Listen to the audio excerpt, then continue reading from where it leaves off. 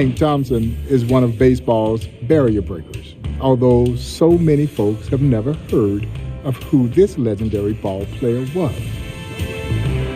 Hank Thompson, along with his Monarch teammate Willard Brown, would join the St. Louis Browns in 1947. They would become the first two African-American teammates in the modern era of Major League Baseball to play on a Major League team.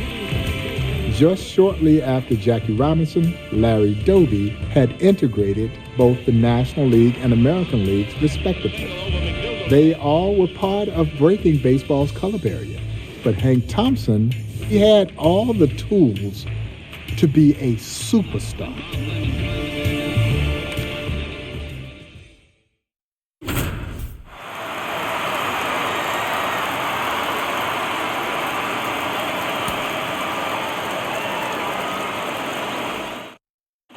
The all-around talent Hank Thompson to the dish now.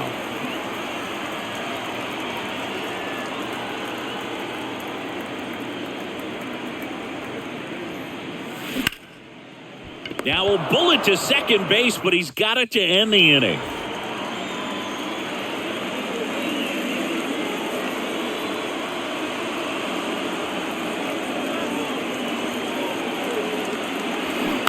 And first offering is fouled off. Hank Thompson, of course, part of some great teams with the New York Giants in the 1950s. And he deals. Line drive, that's a base hit. One runs in, the throw home, and he's in there as they score a pair on the play. Well, a huge 2 RBI swing of the bat right there. Everything was on time and fluid in that swing. Got a pitch you could get the barrel on and lined it into center for the knock. Those always feel good. And that one is lifted in the air. That's down. One hops off the wall. Perry rounds third, headed for the plate. He'll score, and they lead by 4. Safely into third. It's an RBI triple.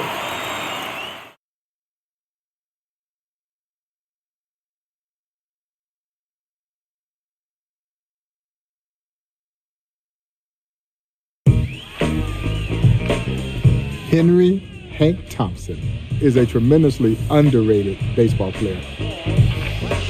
He joins the Kansas City Monarchs at age 17 and became almost an instant star, playing the infield, primarily third base.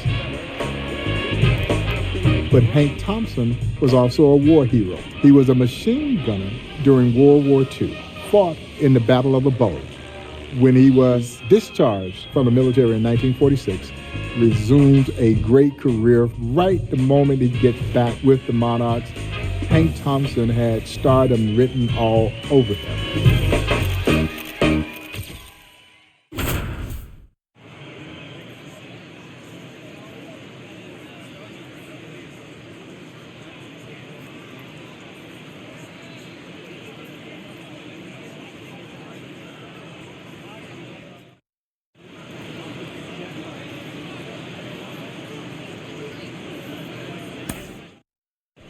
Here's Thompson to hit now.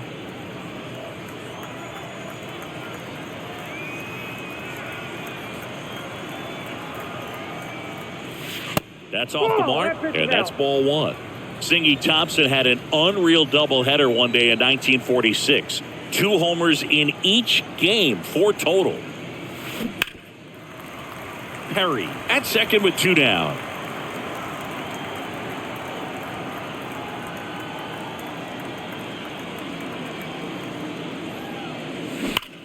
That one is absolutely belted.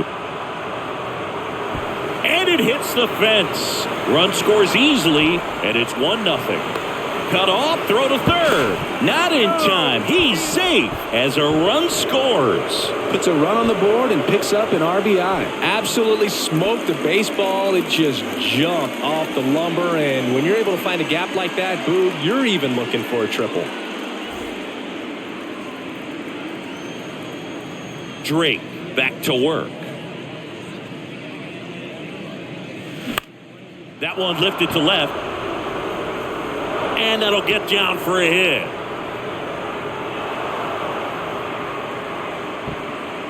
Well, that started and ended pretty quickly. No messing around right there. That's a ball that a lot of times you'll see the shortstop or left fielder be able to get to if it hangs up in the air long enough. But right there, it just died and found a way to drop in on the green stuff for the base hit.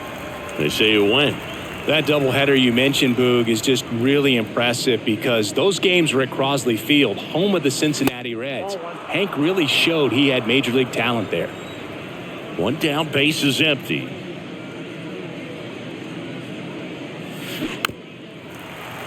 And fouled off.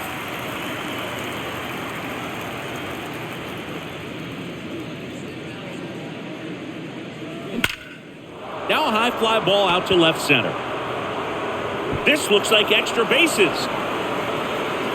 Round second, digging for third. Murray with a relay throw in there safely.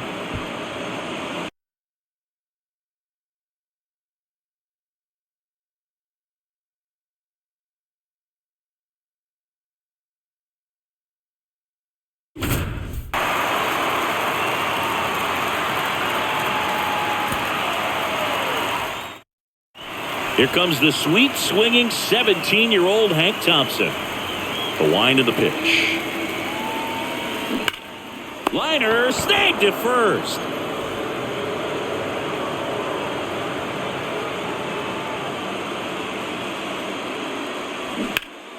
And first offering is fouled off.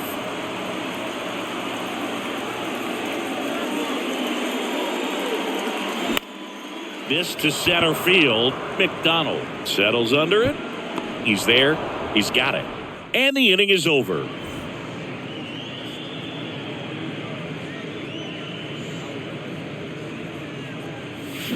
They say you win. 0-1.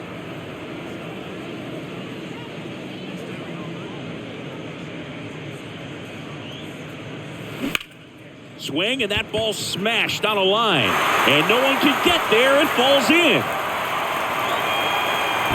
And he's got a double.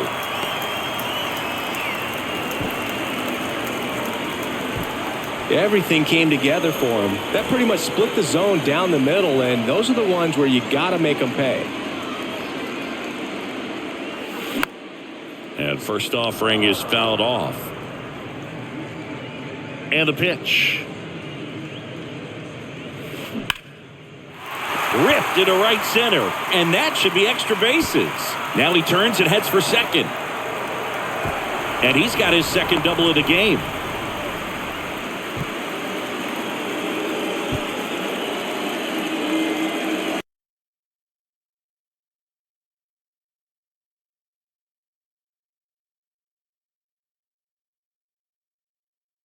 Hank Thompson had all the tools you needed to be a great starter. He was essentially a five-tool third baseman who hit for power, hit for average, could field, could run, and could throw. Played a dazzling infield, primarily third base. Yeah, that's how good Hank Thompson was.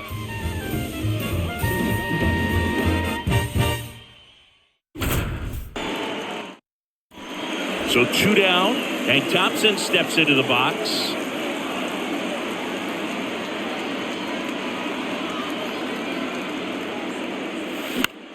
Next pitch is popped up. Hayes makes the grab. And that will end the inning.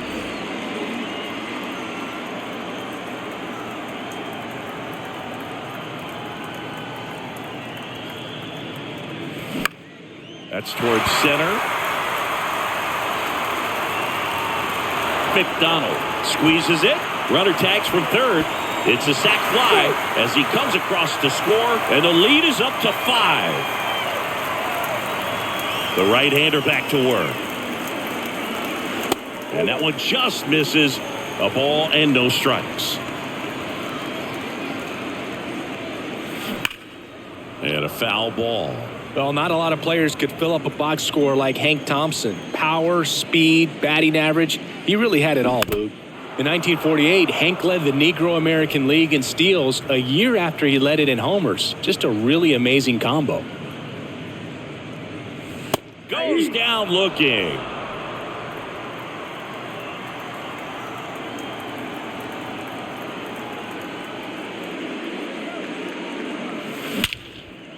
fly ball pretty well struck out towards right center. That's back there. There it goes. The kid's done it again. Home run, Hank Thompson.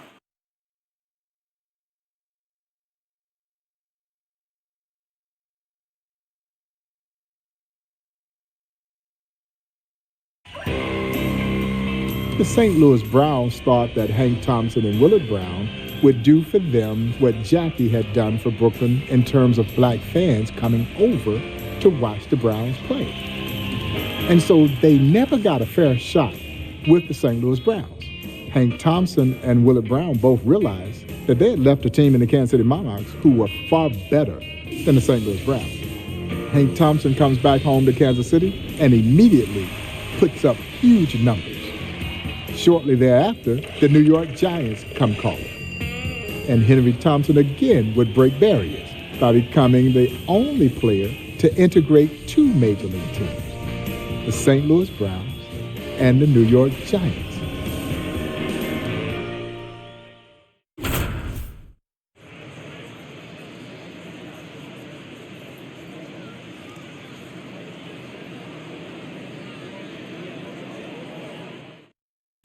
One down.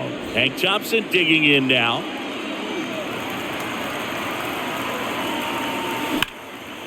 Swing and a high fly ball to left. Harvey puts the squeeze on that one. Both runners tagging from second and third. And they'll score first. It's 1-0.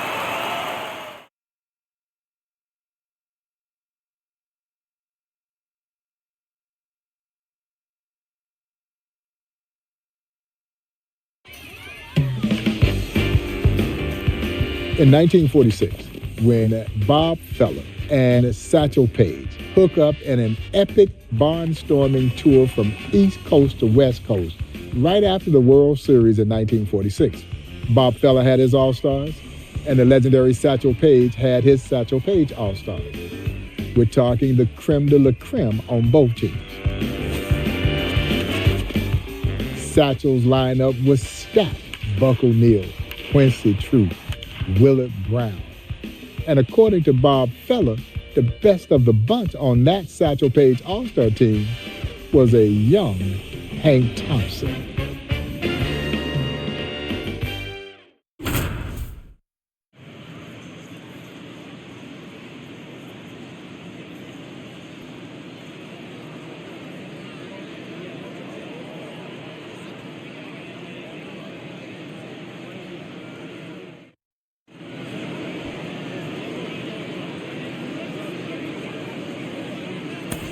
Thompson coming up to face the heater from Van Meter, Bob Feller.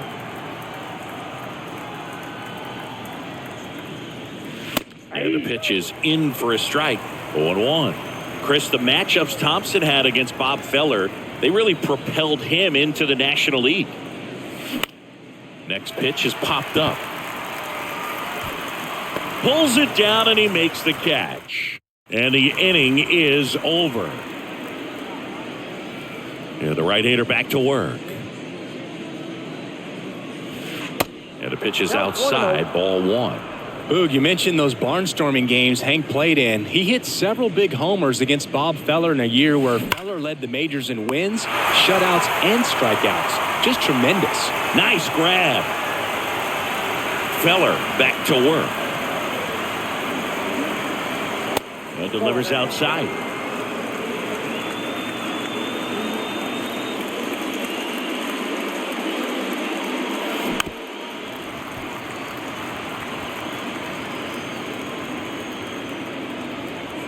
Ball to strike. The pitch. And a foul ball. Righty to the plate. Swing and a ball hit out towards left center field. And it's into the gap. Around second now, going for three. Safely into third with a leadoff triple.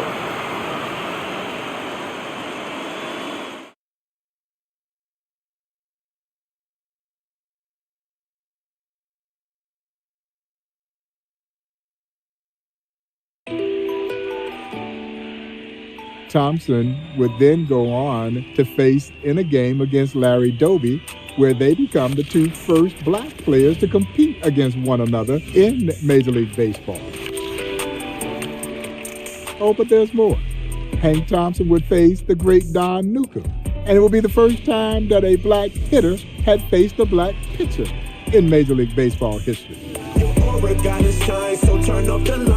And of course, Hank Thompson, Willie Mays, and the great Monty Irvin would form the Major's first all-black outfield, even though Hank Thompson was an infielder by trade. His versatility made him very special.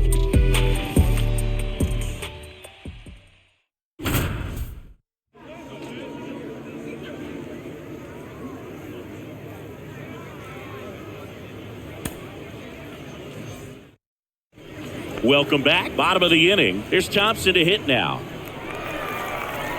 The wind and the pitch. Line drive, base hit.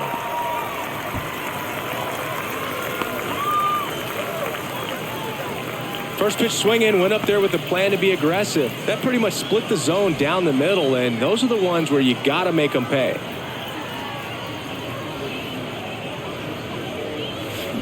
That one's in there, 0-1. That outfield of Thompson, Willie Mays, and Monty Irvin, not just the first all-black outfield in Major League history, but it came in the 1951 World Series. And that should be extra bases. Not stopping, he's going for 3. And he's at third with 1 away. That's a triple.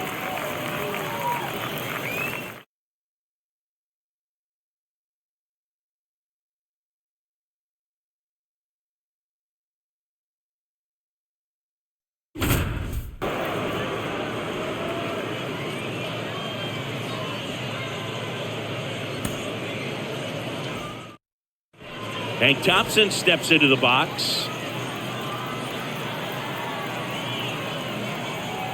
Here comes a pitch. Now a fly ball to right center. Leonard gets under it. Brings it in. Both runners tagging. And they strike first as they take a 1-0 lead. Walsh back to work. And he drops it down the third baseline. And he grabs it in foul ground.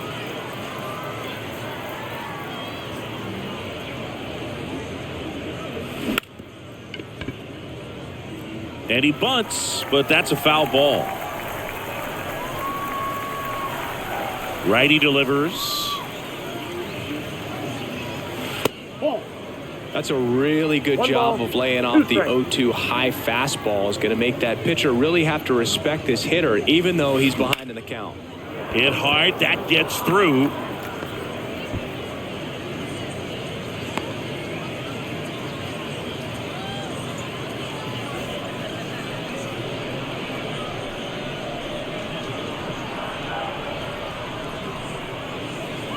Misses off the plate. 1-0. Thompson absolutely crushes this one. No doubt about it. A long home run.